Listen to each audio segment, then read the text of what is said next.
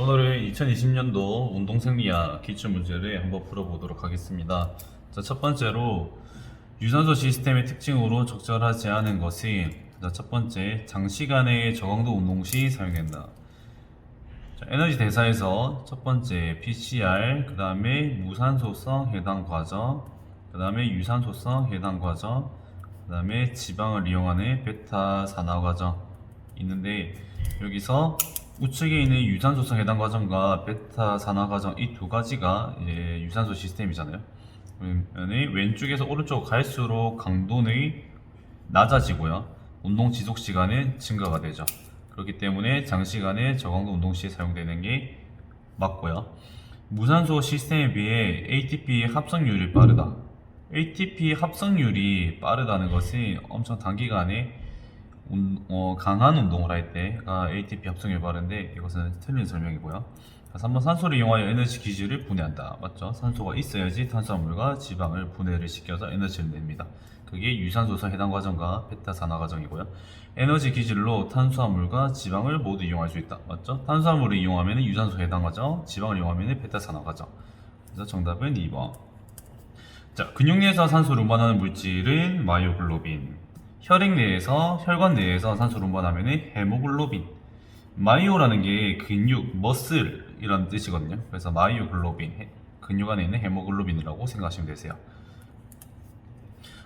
자, 다음에 고강도 운동 시 ATP 합성에 사용되는 주요 기질로 적절한 것은, 고강도는 크레아틴인산, PC 아니면 탄수화물이죠. 보니까 근육 글리코겐, 이게 탄수화물이라는 뜻이죠. 그래서 정답은 4번. 4번 문제, 부신 수질로부터 분비가 된다. 많이 본 것 같죠? 운동의 강도와 시간이 증가함에 따라 분비가 증가하며 지방 조직과 근육 내 지방의 분해를 촉진하는 역할을 한다. 운동 강도, 그러면은, 자, 만약에 모르겠으면 보기부터 볼게요. 지방을 분해하는 것은 에피네프린이랑 글루카곤 두 가지밖에 없죠. 근데 인슐린이나 글루카곤은 췌장에서 분비되기 때문에 글루카곤 아니기 때문에 정답은 3번. 부신 수질에서 나오는 것은 에피네프린, 그 다음에 노르에피네프린, 도파민, 이 세 가지를 통틀어서 카테콜라민이라고 한다고 제가 계속 말씀드렸었고요. 알도스테론은 부신 수질 말고 부신 피질에서 나오는 항이뇨 호르몬입니다. 자, 그럼 5번, 장기간 동안 저항성 트레이닝에 따른 골격근의 적응으로 적절하지 않은 것은, 웨이트 트레이닝을 오래 했다 이 말이에요. 근형질의 양이 증가한다. 맞죠? 근육이 커지니까 근형질의 양이 증가한다. 그리고 근화섬유수가 증가한다. 같은 경우 결국 그냥 근육이 커진다는 말이에요. 속근섬유의 단면적이 증가한다. 저항성 트레이닝이기 때문에 지금보다는 속근을 더 많이 쓰죠. 그렇기 때문에 속근섬유의 단면적이 증가한다. 4번, 미토콘드리아의 밀도가 증가한다. 미토콘드리아는 유산소 시스템을 돌아가게 하는 공장이라고 제가 말씀드렸었어요. 그래서 미토콘드리아는 유산소와 관련이 있다. 그래서 정답은 4번.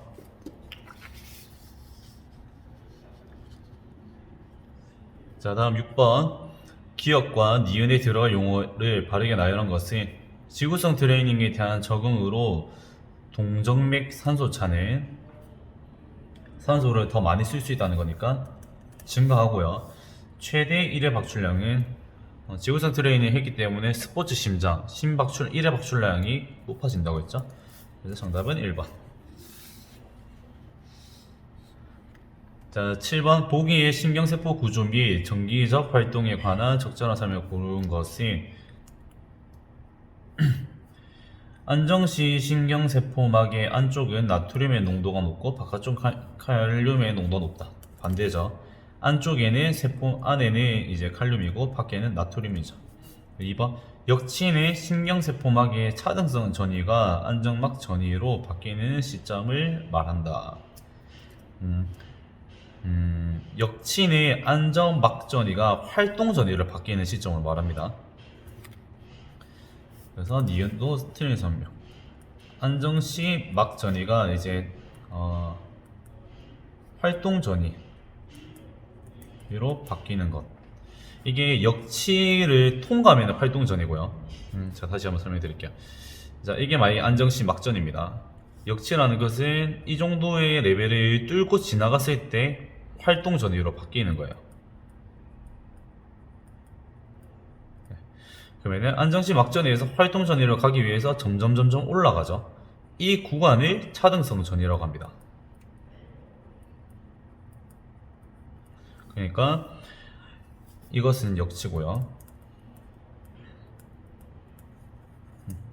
쉽게 말씀드리면 저희 어렸을 때 학교 반에서 한 40명 정도가 동그랗게 서 있다가 선생님이 5명 하면은 5명이 모여야지 선생님이 너네 합격 이러면서 자리에 앉아라고 하잖아요.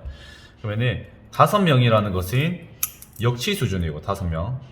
그리고 1명, 2명, 3명, 4명, 5명. 1명은 안정시 막전이라고 생각하시면 되고 2명, 3명, 4명, 5명이라는 역치 수준이 되기 전까지 이 과정을 차등선 전위. 그리고 5명이 되었을 때 이것은 활동 전이가 일어나는 것이죠. 그렇기 때문에 역치는 신경세포막의 차등성 전이가 안정 막전이로 바뀌는 시점이 아니라 안정 막전이가 차등성 전이를 거쳐서 활동 전이가 되는 이 시점을 역치라고 합니다. 그래서 니은은 틀린 설명이고요. 활동 전이는 신경세포막의 탈분극을 유도한다. 당연하죠. 탈분극, 분극이 바뀌는 것을 탈분극이라고 하죠. 그 단계가 이제 활동 전이고요.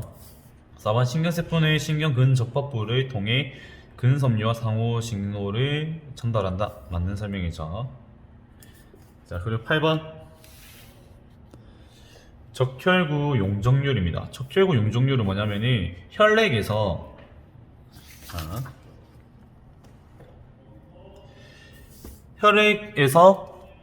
적혈구가 차지하는 비율을 말하는 거예요.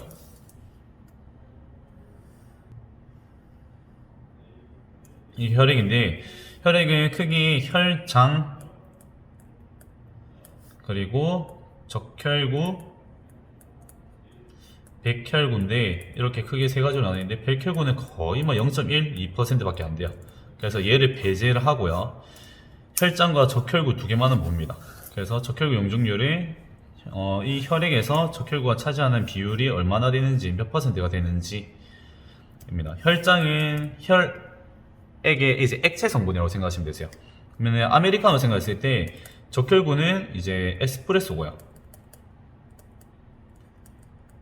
얘는 얼음이랑 플러스 물이 되겠죠. 액체 성분이. 그러면 혈장이 줄어들면 줄어들수록 적혈구 용적률은 높아지게 되고 그 혈액의 농도는 높아지는 거죠.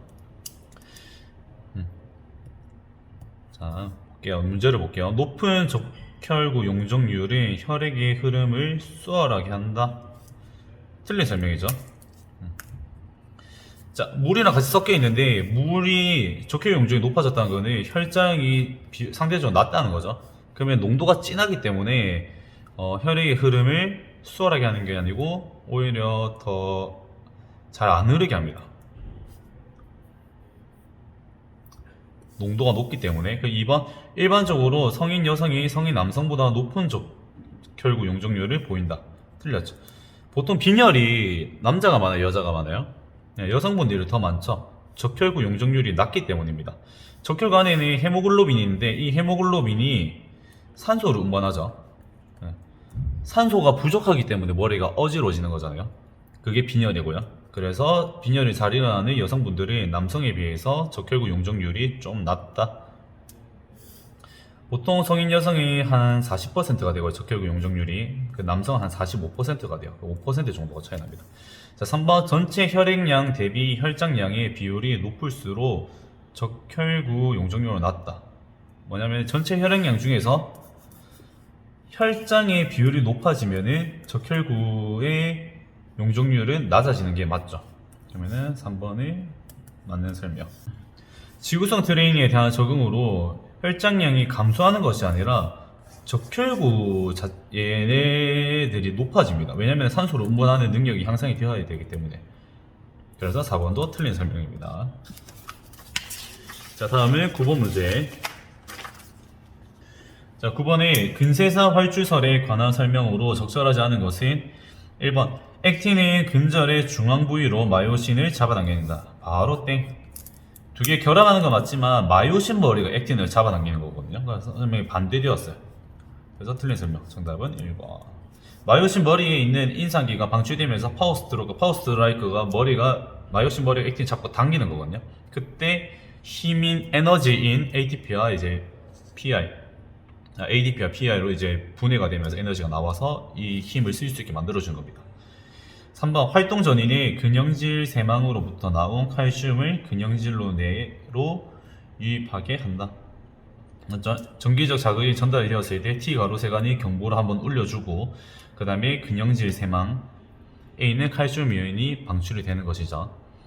그래서 맞는 설명. 4번에 칼슘은 액틴세사의 트로포닌과 결합하여 트로포닌은 트로포마요신을 이동시켜 마요신 머리가 액틴과 결합할 수 있도록 한다.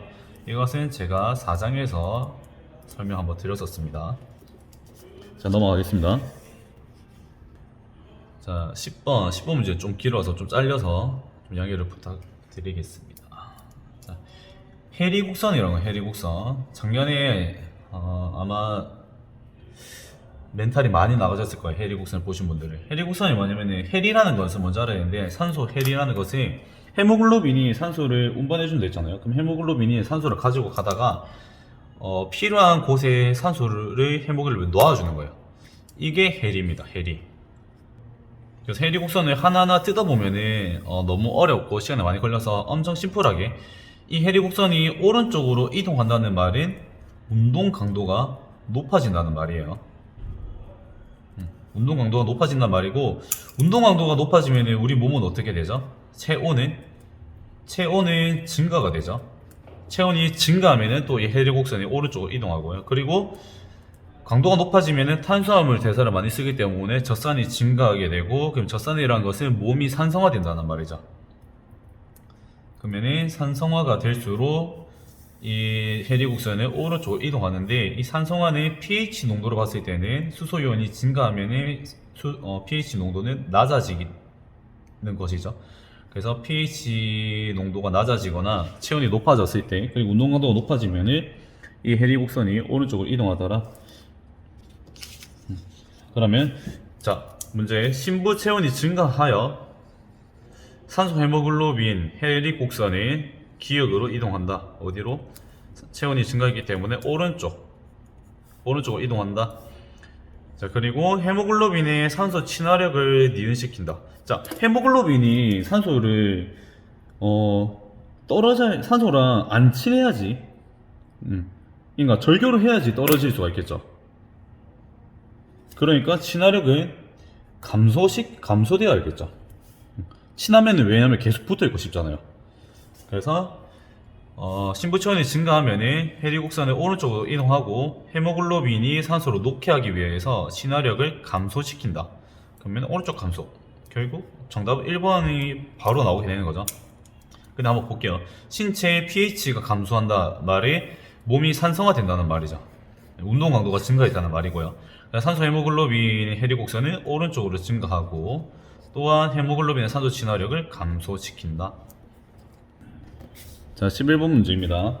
보기의 근수축 유형에 따른 힘, 속도, 파워 간의 관계에 관한 설명으로 적절한 것만 고른 것이 볼게요. 자, 이것은 그래프를 먼저 봐야 되는데요. 그래프는 이렇게 Y축에는 힘, 그 다음에 X축에는 속도입니다.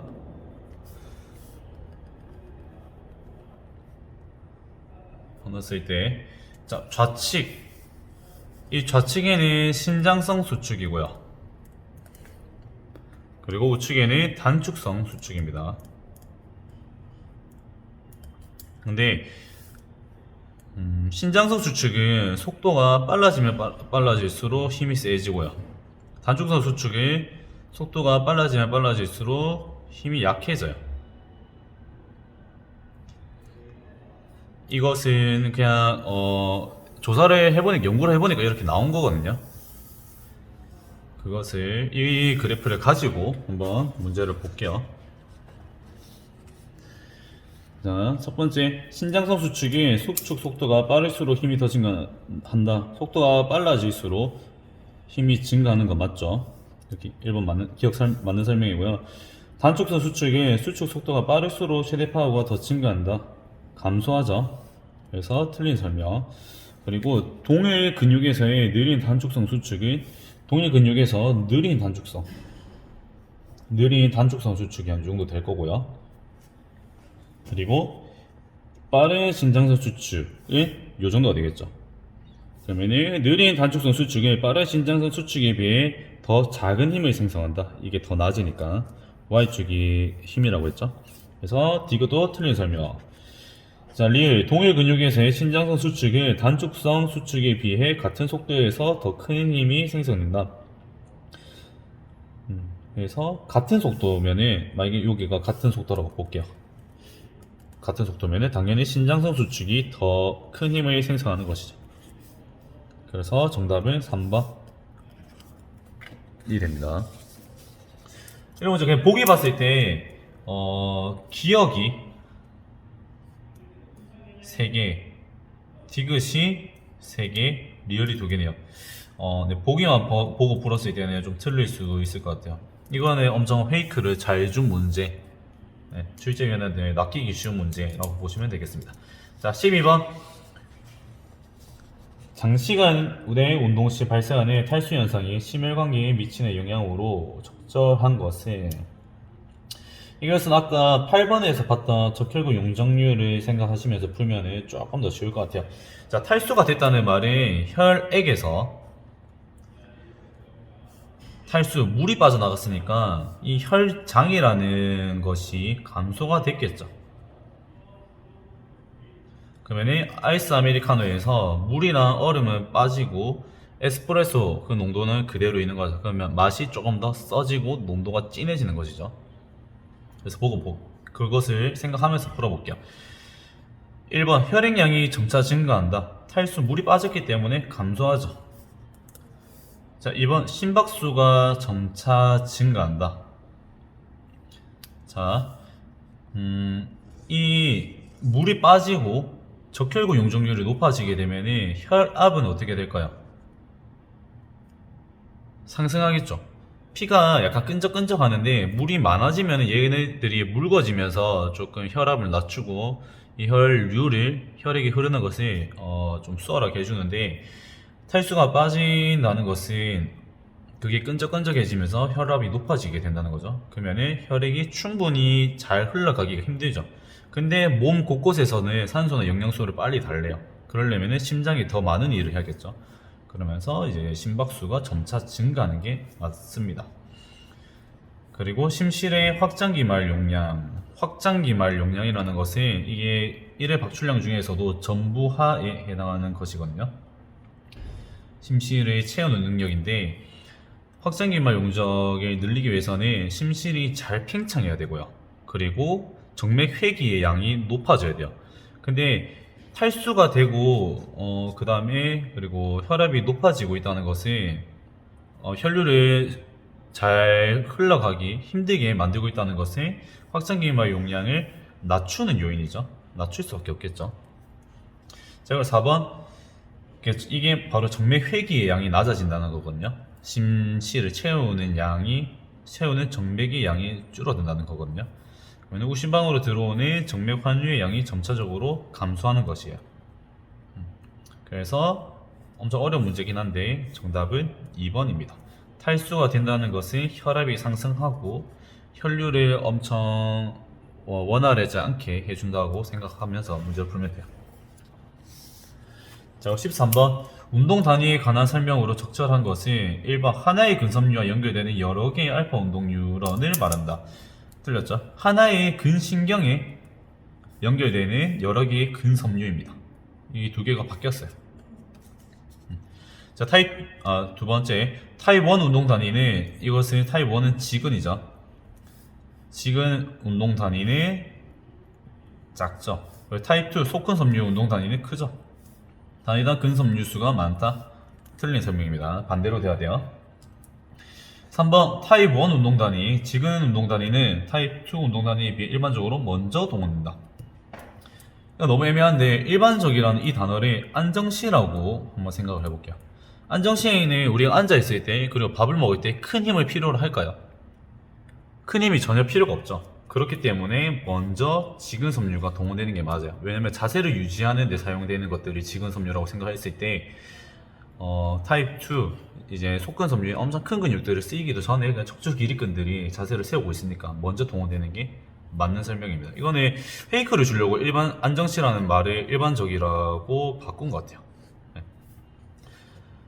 자, 4번 타입 1 운동 단위는 타입 2 운동 단위보다 알파 운동 뉴런의 크기가 작죠.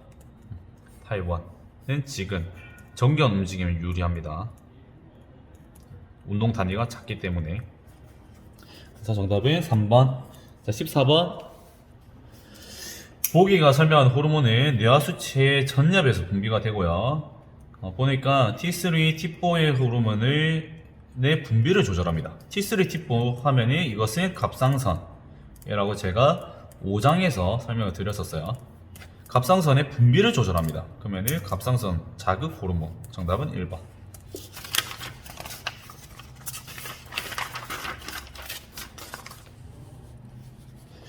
자, 16번 보기에서 기억과 니은의 근섬유 유형별 특성으로 적절한 것은 훈련되지 않은 사람과 비교하여 단거리 선수의 장단지 근육은 주로 단거리 선수니까 속근에 더 많이 쓰겠죠. 단거리 타입 2 속근에 많이 쓰겠죠. 속근의 비율이 높고 장거리 수영 선수 지근에 많이 쓰겠죠. 저강도 오랫동안 이제 운동해야 되니까. 자, 그러면 속근의 지근에 비해 수축 속도가 빠르죠. 속근은 지근에 비해 피로에 대한 저항성이 낮죠. 맞죠? 젖산이 많이 쌓이죠. 그렇기 때문에 피로에 대한 저항성이 낮다는 거죠. 자, 그럼 정답은 2번. 3번 볼게요. 니은 지근의 속근에 비해 미토콘드리아 밀도가 높죠. 산소를 활성화시키는 공장이 미토콘드리아니까 지근에 더 많아야겠죠. 그래서 밀도가 더 높습니다. 지근의 속근에 비해 해당 능력이 높다. 해당 능력이 높은 것은 속근 운동 단위가 더 강할 때 사용되는 속근이 해당 능력이 더 높습니다. 자, 16번 보기가 설명하는 것은 우심방 벽에 위치하고 있다. 심장 수축을 위한 정기적 자극이 시작되므로 페이스메이커라고 한다. 일단 3천 판막 이거 자체는 우심방이랑 우심지 사이에 이제 역류를 방지하는 거기 때문에 틀린 설명이고요. 정기적 자극은 동방결절, 방신결절, 방실다발, 퍼킨제 섬유 순인데요. 제가 그림 한번 보여드릴게요. 자, 이것은 심장이에요. 또 제가 6장에서 설명 한번 드렸었습니다.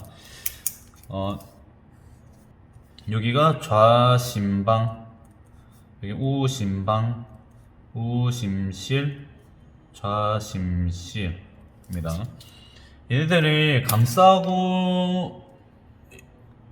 감싸서 이제 정기적 자극을 그 심장 근육이 뛸 수 있게 해주는 것이 심전도. 그러니까 뭐 동방결절, 방실결절, 방실다발, 뭐 퍼킨제 섬유 이렇게 되는데 동방결절은 여기 우심방 벽에 위치해서 여기서 먼저 스타트했거든.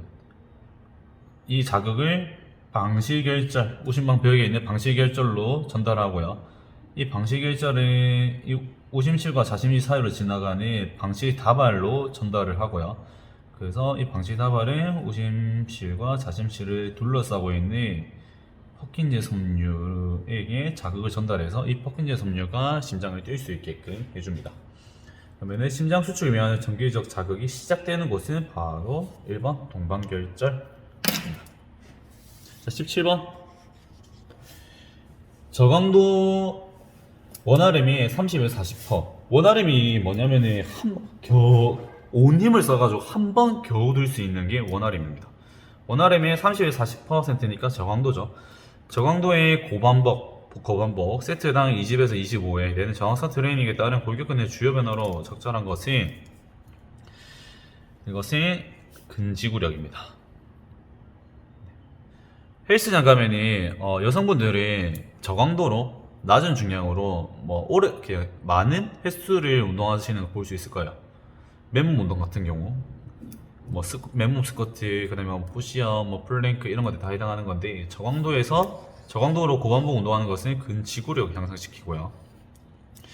근데 이제 고강도 고강도로 이제 저반복 해주는 것이 근비대. 그리고 근파워라는 것이 파워가 들어가면은 엄청 빨리 수축하는 거예요. 빠르게 수축하는 거.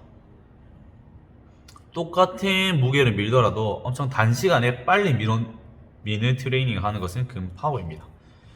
그래서 일단 저강도로 고반복하는 운동은 4번 근지구력에 해당하는 설명이다. 자, 18번 보기에서 인체 내가스 교환에 관한 설명 중 기억과 니은에 들어갈 용어를 바르게 나열한 것은 운동 시 폐포는 폐 안에 있는 거죠. 폐포로 유입된다는 말은 우리가 숨 쉴 때 뭐가 들어오죠? 산소가 들어오죠.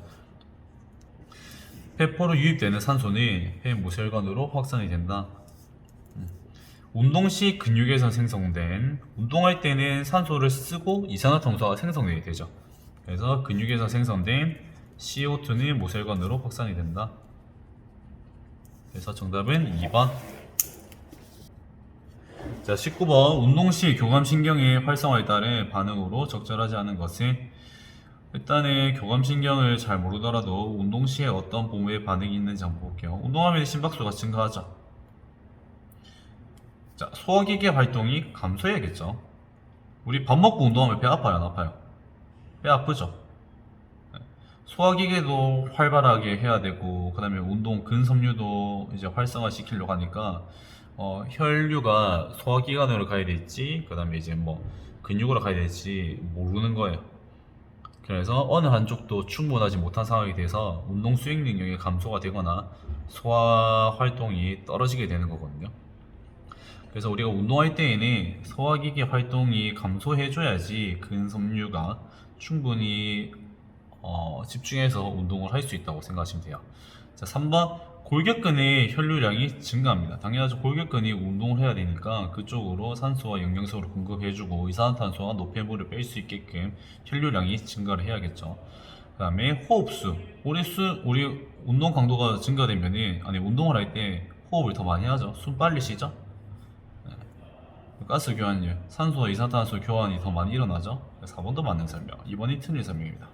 그리고 2번에 만약에 신경계 3장의 강의를 들으셨다면 이번에 부교감 신경이 활성화돼야지 소화기계 활동이 증가됩니다. 자, 벌써 마지막 20번인데요. 장기간의 유산소 트레이닝에 따른 심혈관계의 적응으로 적절하지 않은 것은, 장기간 동안 내가 계속 트레드밀을 뛰면서 운동을 한 거예요.